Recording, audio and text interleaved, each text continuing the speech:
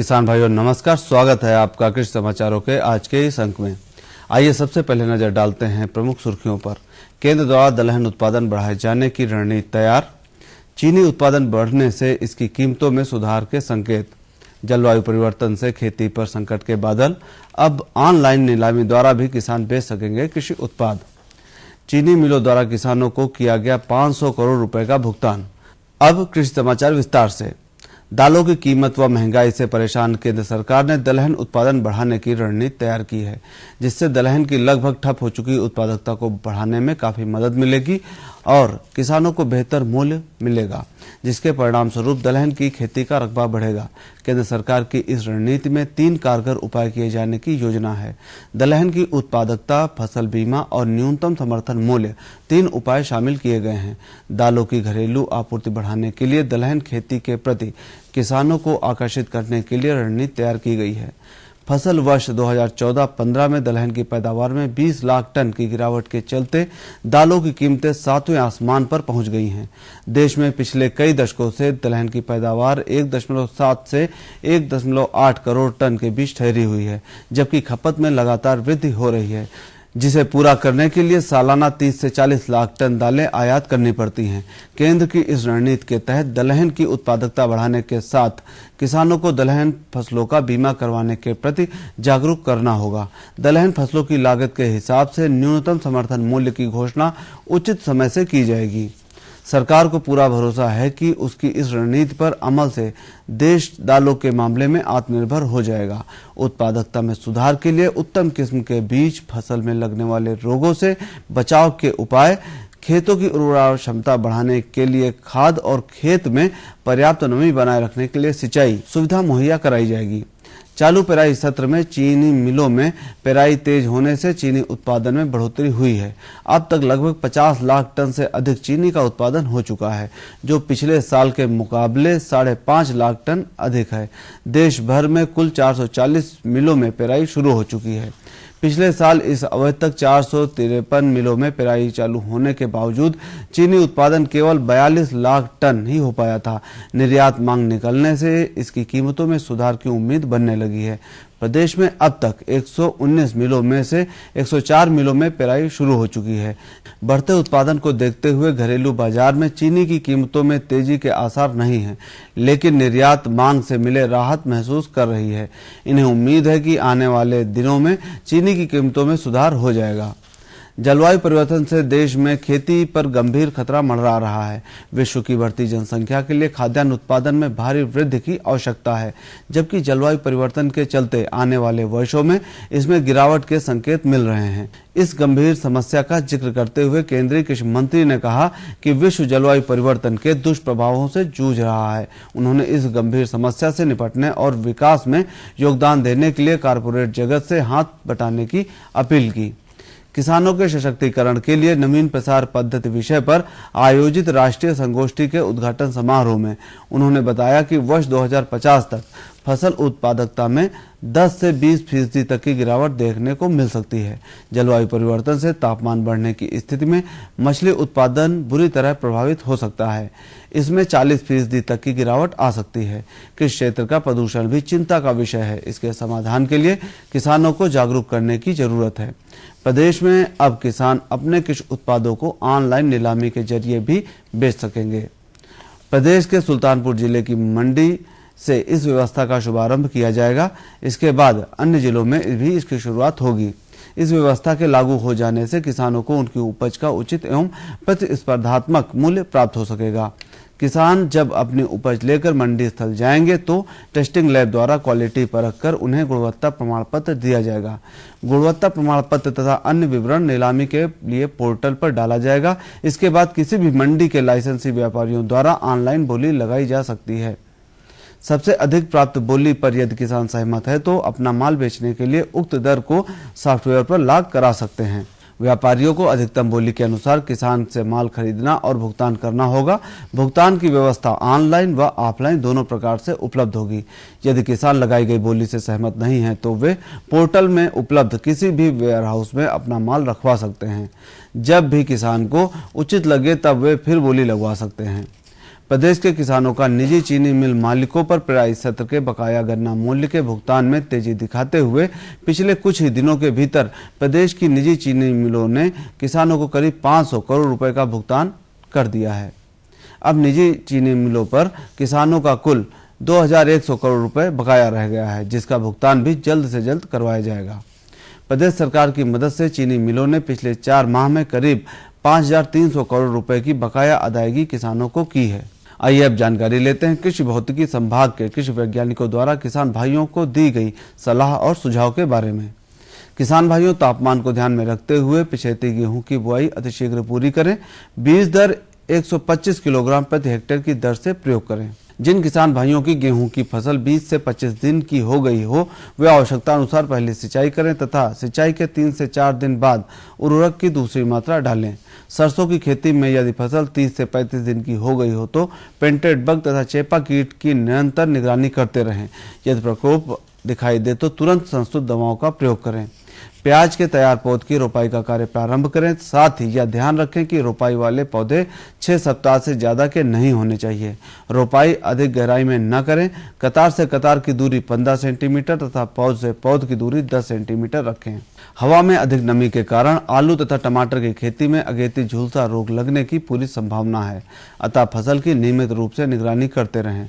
जिन किसान भाइयों की टमाटर, फूल गोभी और बंद गोभी की पौधशाला तैयार है, मौसम को ध्यान में रखते हुए पौधों की रोपाई कर सकते हैं।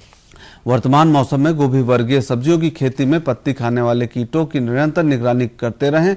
यदि संख्या अधिक हो तो स्पेनोसेड दवा 1 मिलीलीटर प्रति 3 लीटर पानी की दर से घोल बनाकर छिड़काव करें। इस माह काटे गए गन्ने की पेड़ी में अपेक्षाकृत कम फुटाव होता है। अच्छा फुटाव प्राप्त करने के लिए सिंचाई उपरांत ओट आने पर 10 टन प्रति हेक्टेयर की दर से ताजा प्रेस मड डालकर गुड़ाई करें, इससे फुटाव अच्छा होगा।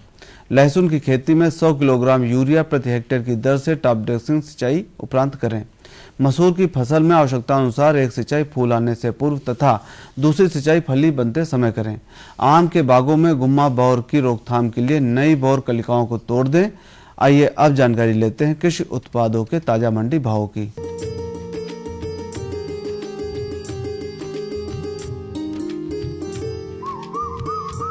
गेहूं आगरा में 1540 रुपए प्रति क्विंटल, फैजाबाद में 1575 रुपए प्रति क्विंटल, कानपुर में 1625 रुपए प्रति क्विंटल, आजमगढ़ में 1610 रुपए प्रति क्विंटल। चना आगरा में 5385 रुपए प्रति क्विंटल, फैजाबाद में 5875 रुपए प्रति क्विंटल, कानपुर में 5650 रुपए प्रति क्विंटल, आजमगढ़ में 5435 रुपए प्रति क्विंटल। सरसों आगरा में 4320 रुपए प्रति क्विंटल, फैजाबाद में 4200 रुपए प्रति क्विंटल, कानपुर में 4380 रुपए प्रति क्विंटल, आजमगढ़ में 4265 रुपए प्रति क्विंटल। गुड़ आगरा में 2540 रुपए प्रति क्विंटल, फैजाबाद में 2550 रुपए प्रति क्विंटल, कानपुर में 2900 रुपए प्रति क्विंटल, आजमगढ़ में 2820 रुपए प्रति क्विंटल। धान आगरा में 1430 रुपए प्रति क्विंटल, फैजाबाद में 1410 रुपए प्रति क्विंटल, कानपुर में 1410 रुपए प्रति क्विंटल, आजमगढ़ में 1400 रुपए प्रति क्विंटल। आलू आगरा में 580 रुपए प्रति क्विंटल, फैजाबाद में 600 रुपए प्रति क्विंटल, कानपुर में 565 रुपए प्रति क्विंटल, आजमगढ़ में 580 रुपए प्रति क्विंटल। प्याज आगरा में 1700 रुपए प्रति क्विंटल, फैजाबाद में 1450 रुपए प्रति क्विंटल, कानपुर में 1300 रुपए प्रति क्विंटल, आजमगढ़ में 1365 रुपए प्रति क्विंटल। लहसुन आगरा में 6040 रुपए प्रति क्विंटल, फैजाबाद में 9200 रुपए प्रति क्विंटल, कानपुर में 6050 रुपए प्रति क्विंटल, आजमगढ़ में 8880 रुपए प्रति क्विंटल। टमाटर आगरा में 1940 रुपए प्रति क्विंटल, फैजाबाद में 1500 रुपए प्रति क्विंटल, कानपुर में 1400 रुपए प्रति क्विंटल, आजमगढ़ में 1370 रुपए प्रति क्विंटल।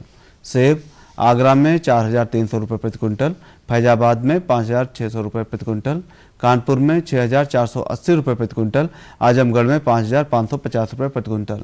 केला आगरा में 1800 रुपए प्रति क्विंटल, फैजाबाद में 1500 रुपए प्रति क्विंटल, कानपुर में 2040 रुपए प्रति क्विंटल, आजमगढ़ में 1650 रुपए प्रति क्विंटल। तो किसान भाइयों, ये थे आज के अंक के कृषि समाचार और मंडी भाव। अगले अंक में फिर उपस्थित होंगे, तब तक के लिए नमस्कार।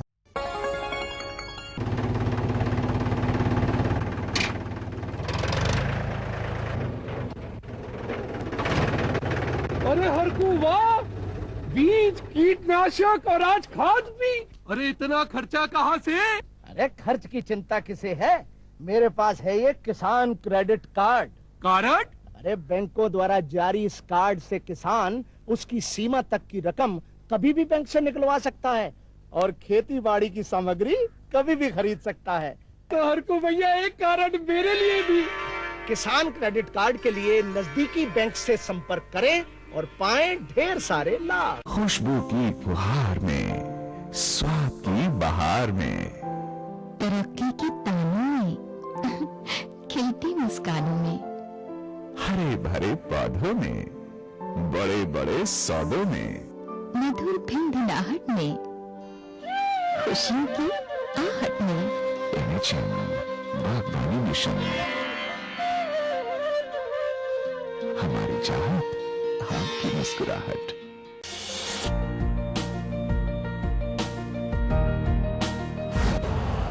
यूरिया का स्वदेशी उत्पादन 70 लाख टन बढ़ाने के लिए 6 उर्वरक संयंत्रों का उद्धार किया जा रहा है। एफसीआईएल के गोरखपुर, सिंदरी, तलचर और रामागुंडम संयंत्र, एचएफसीएल की बरौनी इकाई और बीवीएफसीएल की नामरू फोर्थ। सोने पर सुहागा ये है कि देश में अब बनेगा सिर्फ नीम लेपित यूरिया, क्योंकि इससे होगा किसानों का फायदा ही फायदा। अनाज का उत्पादन 10% तक बढ़ेगा। बढ़ेगी 10 से 15% नाइट्रोजन क्षमता।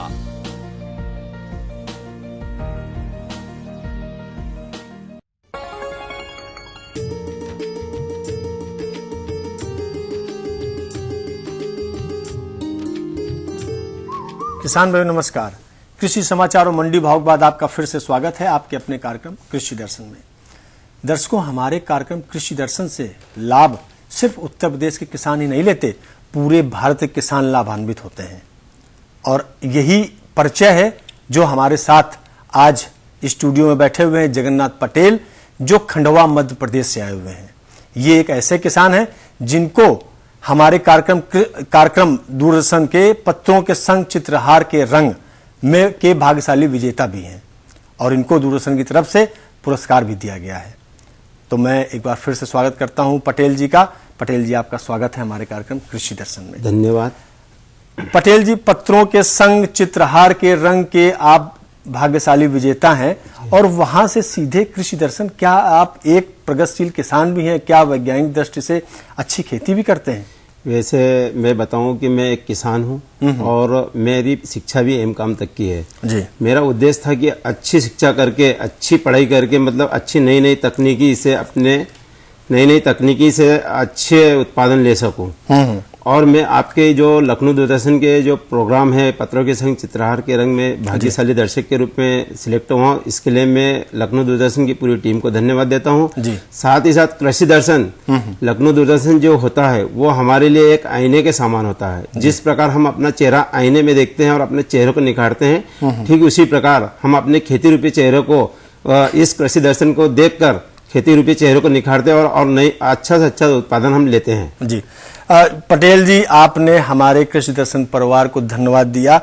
मैं आपको खुद अपने परिवार की तरफ से, कृषि दर्शन परिवार की तरफ से आपको धन्यवाद देना चाहता हूं। कारण उसका ये है कि हम जो कार्यक्रम चलाते हैं, कार्यक्रम जो दिखाते हैं, उसमें सिर्फ मकसद हमारा सिर्फ एक होता है कि आप सबको लाभ मिल सके। वो चाहे कोई भी नजरिया हो, आपको लाभ होना चाहिए जी। तो आप तो एक अच्छे जो है दर्शक विजेता भी हैं और उसके बाद कृषि दर्शन जो कार्यक्रम देख करके अच्छी खेती भी करते हैं। तो ये जो आपके मतलब ये सुझाव, ये सब जो अच्छी खेती कर रहे हैं, एमकॉम भी हैं, क्या कुछ परिवार से कुछ ऐसी मदद मिली कि आप जो है कृषि को आगे बढ़ाइए, या आपकी अपनी ऐसी सोच थी कि हमको कृषि में ही कुछ जा करके उद्देश्य आगे बनाना है? मेरा एक मकसद था पहले से ही कि मैं पढ़ लिख भी गया अगर तो मैं कृषि कार्य ही करूंगा, क्योंकि अगर हर किसान का बेटा अगर खेती ना करते हुए नौकरी करेगा तो खेती कौन करेगा। और मेरा मकसद यही था कि मैं खेती करके अपने परिवार को, अपने गांव को, अपने प्रदेश को, अपने देश का नाम रोशन करूं। इसलिए मैं खेती करने के चाहत में था, और आज मैं वास्तविक में एक ऐसा प्रगतिशील कृषक हूँ। मैं अपने मुंह से तो बोल रहा हूँ, बाकी मैं नई नई तकनीकी से खेती करता हूँ, और जिससे मुझे कहीं जगह मतलब पुरस्कार भी मिल चुका है। क्या बात है, आप पुरस्कार पा चुके हैं और पुरस्कार जीवन भर पाते रहेंगे, क्योंकि आपकी सोच ही इतनी अच्छी है जो हमारे समाज को उजागर करेगी कि एक कृषक का बेटा अगर कोशिश करे तो अच्छा किसान हो सकता है और आगे बढ़ सकता है। बिल्कुल। तो पटेल जी, बात जो है ये सब हो चुकी परिवार की और बाकी चीजों को लेकर के, अब थोड़ा सा खेती की बात कर लेते हैं कि खेती में आप क्या क्या करते हैं। वैसे हमारे निमाड़ क्षेत्र में मध्य प्रदेश के अंदर जी रबी में गेहूं और चने का उत्पादन लेते हैं। हम गेहूं और चने की खेती करते हैं, और खरीफ में कपास और मिर्ची, ये हमारे मुख्य फसलें हैं। और हम गेहूं और दलहनी फसलों में मतलब तीसरी बार कर्मण अवार्ड प्राप्त कर चुके हैं। ऐसे में हम चाहते हैं कि हमारा मध्य प्रदेश भारत का दूसरे नंबर का राज्य बन चुका है पुरस्कार में। तो मैं चाहता हूं कि अपने लखनऊ दूरदर्शन के या लखनऊ उत्तर प्रदेश या जो भी क्षेत्र है प्रदेश, वो सारे प्रदेश मतलब कर्मण अवार्ड के भागीदारी बने और अच्छी तकनीकी खेती करें। तो यहाँ पे एक ही बात कहूंगा कि कुछ भी खेती करने के लिए पढ़ाई तो होना जरूरी है, क्योंकि पढ़ाई से हमें ये कुछ बातों की जानकारी मिलती है, जैसे बीजोपचार कैसे करें, मिट्टी का परीक्षण कैसे करवाएं, बीजों को उपचार करने के बाद में उसको बीज अंकुरण क्षमता कैसे जांचें। ये सारी बातों का अगर विशेष हम ध्यान रखेंगे तो हम किसी भी क्षेत्र में फसल के मामले में मतलब अधिक उत्पादन ले सकते हैं। जी, आपने बात की खरीफ की और रबी की। जी हाँ। तो रबी का मौसम तो ये चल रहा है और खरीफ का मौसम खत्म हो गया है। तो खरीफ में आपने कौन सी फसल की थी, क्योंकि खरीफ की कोई ना कोई फसल तो अभी खेत में खड़ी होगी। हाँ, वैसे खरीफ में मिर्ची और कपास, मतलब हमारा मध्य प्रदेश मिर्ची के मामले में मतलब भारत में पहले नंबर पे है जी, क्योंकि वहाँ पे हमारे गांव से कुछ दूरी पर मिर्ची की मंडी है, जो विश्व में एशिया में सबसे दूसरे नंबर की मंडी है, जहाँ पे किसान अपना स्वयं माल बेचता है। तो वहाँ पे किसान भाव तय करता है, व्यापारी नहीं। तो ये खुली किसानों को बिल्कुल राहत मिलती है कि भाई ये सुविधा तो इस टाइप की सुविधा तो हमारे उत्तर प्रदेश में भी है। उत्तर प्रदेश के किसान भी लाभान्वित होते हैं, उनको भी अच्छा दाम मिल जाता है। बिल्कुल। तो ये जो बात हम फसल की कर रहे हैं कि जो खरीफ में आपने बात की कपास की, तो इसकी उत्पादन कैसे अच्छा ले सकते हैं? कौन सी प्रजाति लगा सकते हैं, कैसे चुनाव कर सकते हैं भूमि का? इसके उत्पादन के लिए सबसे पहले तो हमें खेत की गहरी जुताई करवाना चाहिए जी। इसके बाद में अपने पास गोबर गैस है या बायोगैस से सैलरी निकली वो है, या अपने पास पशुपालन है तो उसका जो मतलब मल मूत्र होता है वो भी हम यूज कर सकते हैं अच्छा उत्पादन के लिए जी। और सबसे पहले तो ये है कि हम मिट्टी की जांच अगर करवाते हैं जी, तो मिट्टी की जांच से हमारा मतलब जो लागत है वो कम हो जाता है। क्योंकि किसान भाई क्या करते हैं कि मैंने अगर यूरिया दिए और मेरे पड़ोस में कोई किसान भाई है तो वो भी यूरिया दे रहा है, तो वो उसको यह नहीं पता है कि इसकी फसल में यूरिया की जरूरत है या नहीं है। तो मिट्टी की जांच से हमें यह पता चल जाता है कि हमें कौन से खाद की जरूरत है। और इसके बाद में हम जब हमारी जो पिछली फसल रहती है उसके अवशेषों को किसान भाई जलाते हैं, तो वो जलाने से क्या जो हमारे मित्र कीट होते हैं खेती के वो जल जाते हैं, तो इससे उत्पादन पर प्रभाव पड़ता है। मतलब वो जो अवशेष बचे हैं आपकी पुरानी फसल के, बिल्कुल अक्सर देखा गया है कि कुछ हमारे किसान जला देते हैं। उनको ही लगता है कि अगर उनको हम जला देंगे तो हमारा उत्पादन आगे अच्छा हो जाएगा, जबकि बिल्कुल गलत है। अवशेषों को मत जलाइए। हाँ, वो अवशेष जो है उसको हम मतलब नाबार्ड खाद के रूप में या इसको इकट्ठा कर देंगे, कचरा कूड़ा, और उस पर मिट्टी और पानी का हम स्प्रे करेंगे तो एक प्रकार का वो भी हमारा जैविक खाद बन जाएगा, जो हमारी फसल के लिए काफी उपयोगी होता है जी। अब ये जो बात खरीफ में कर रहे थे कपास की, बात थोड़ी सी कर लेते हैं मिर्च की। तो मिर्च की कौन सी प्रजाति लगाई हुई है और उससे उत्पादन कैसे लेते हैं? मिर्च में हमारे यहाँ जैसे 12 नंबर है एक माइको कंपनी की जी, और इसके बाद में नलचट्टी है, झनकार है। ये बहुत तेज मिर्ची है, जिसको थोड़ा से भी मतलब इसका कलर भी अच्छा रहता है, मार्केट में इसका भाव भी मिलता है। अगर हम मिर्ची की खेती का अधिक उत्पादन ले तो पहले हमें बीज का चयन करना चाहिए। उसके साथ में उसकी रोपनी तैयार करते समय मतलब टाइकोडर्मा जैसे फफूंदनाशक बीमारी से बचाने के लिए टाइकोडर्मा वगैरह ये जो भी आती है दवाई उसका यूज करना चाहिए। उसके बाद में समय समय पर क्यारी वो हमारी जब वो रोपनी तैयार होती है उसके बाद में 1-1.5 महीने बाद उसको हम जब खेत में लगाते हैं तो खेत के समतल और नमी भी बिल्कुल ध्यान में रखना होगी, तभी हम अच्छा उत्पादन ले पाएंगे। मतलब इन सब चीजों को बिंदुओं को ध्यान में रखेंगे तो अच्छी खेती कर सकते हैं मिर्च की। अब बात करते हैं मुख्य जो हमारी फसल चल रही है रबी की। तो रबी में क्या क्या आप फसल लगाते हैं? वैसे रबी में चने और गेहूं और गेहूं में मैंने कुछ उपलब्धियां प्राप्त की है, क्योंकि अभी जो श्री विधि एक नाम की है विधि, जिसमें बीज बुआई के लिए, बीज बुआई के, तो इसमें क्या है कि हमें कम लागत में अधिक उत्पादन, इसका ये उद्देश्य देता है। क्योंकि जैसे किसान भाई क्या करते हैं कि अगर बेल चलित सीड्रिल से अगर वो बोनी करता है तो 50 किलो पर एकड़ डालते हैं बीज, और अगर ट्रैक्टर चलित सीड्रिल से है तो 40 से 45। पर यह एक ऐसी विधि है जिसमें मात्र मतलब 10 किलो गेहूं 1 एकड़ में लगते हैं, और ये इस विधि का नाम मतलब श्री विधि है। तो इसमें क्या है कि हम 8 बाय 8 इंच पर 2-2 दाने पूरे खेत में, जैसे 1 एकड़ का रकबा है तो उसमें हम 10 किलो दाने 2-2 दाने गड़वाएंगे, तो वो 2-2 दानों में से हमें 35 से 40 फुटाव उम्बी के मिलेंगे, और वो जब फुटाव मिलेंगे तो हमें उत्पादन अच्छा मिलेगा जी। और मैंने 1 एकड़ में प्रैक्टिकल करके मैंने बिल्कुल इसका उत्पादन लिया, और मैंने पिछली बार 5 एकड़ में लगा तो मेरे को कम से कम 25 कुंटल का एवरेज पर एकड़ मिला, मतलब पर एकड़। हाँ, काफी अच्छा उत्पादन मिला आपको। तो गेहूं में जो श्री विधि अपनाते हैं तो इसमें क्या कुछ ऐसा होता है कि खाद कुछ ज्यादा देने की जरूरत है, या बीज कम लग रहा है तो खाद भी कम देने की जरूरत है, ऐसा भी कुछ होता है? नहीं, इसमें केवल ये है कि हमें मजदूर लगते हैं, उसको रोपने के लिए मजदूर लगते हैं, तो बस एक ही बार मजदूर लगते हैं। उसके बाद में जो हमें अपने जो गेहूं अपन जैसे बोते हैं वैसा ही इसमें कार्य करना है, मतलब उसमें खरपतवार नियंत्रण के लिए अपन को कोई सी दवाई डालना है या सिंचाई करना है, जो रासायनिक खाद देना, ये सारी विधियां वैसी है। बाकी इसको रोपणी करते समय हमें मजदूरों की आवश्यकता होती है, बस यही है। और बाकी तो उत्पादन इसका काफी अच्छा है, उत्पादन भी अच्छा है और बीज भी कम लगता है, सिर्फ मजदूरों की संख्या बढ़ानी है तो अच्छा उत्पादन हम गेहूं में ले सकते हैं। हाँ। जगन्नाथ जी, आपका बहुत बहुत धन्यवाद, आपने इतनी अहम जानकारी दी, और आप खास तौर पर धन्यवाद उस बात के लिए जो आप मध्य प्रदेश से चल करके यहां तक आए, लखनऊ तक, इसके लिए आपका बार बार धन्यवाद। दर्शकों, आप देख ही रहे हैं कि हमारे कार्यक्रम की प्रसिद्धि और लाभ कितना हो रहा है। बस शर्त सिर्फ एक है कि हमारा कार्यक्रम देखते रहिए और अपने जीवन को खुशहाल बनाते रहिए।